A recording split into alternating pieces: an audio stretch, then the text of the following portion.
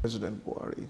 I would not say frozen out because they say it in Yoruba, where someone is not, is God is there. There was no time in the past 3 years that I indicated I would like to see him, that it did not create space for me to see him, whether within the country or even outside of the country when he was ill. That would be an unfair statement. And frozen out will not be the word. As to the cabal, some of these things are imaginary. That would be my thought. Because the Buhari I know is a person who makes up his mind to act in a particular way when he chooses to.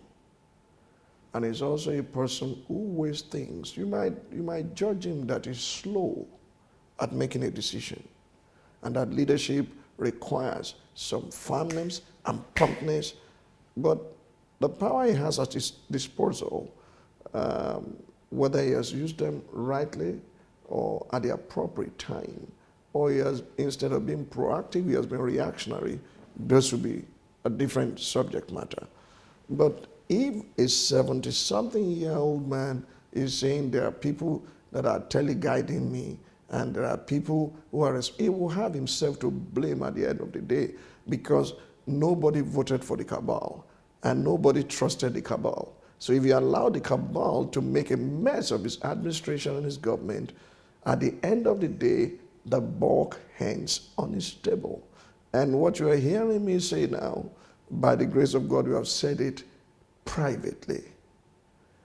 I do not know who that strong cabal is, except, of course, you believe that there are people who use some other diabolic powers like voodoo to stage manage and tamper with the minds of people. When he was ill, yes, anybody could be not firm. My mother is 108 years old. She's not as dynamic as she used to be. And as she was now getting to the sunset years, you could see that other than hello, how are you, amen, there were a few words. But it's since bounced back. It's been going around. If someone truly has the interest of this nation in his heart, like he has claimed a number of times, then some of the misgivings should have been corrected. Look at how long it took to remove his secretary to the federal government. Look at, under his watch, how DSS and EFCC are more or less having a street fight. Look at how he submitted the name of a man to the Senate to be confirmed, and how DSS wrote against it. Those are issues I can't understand. If there's any cabal there, then he has lost his power. Because these are so practical things that, between the cup and the sieve and the leaves, there are too many sieves.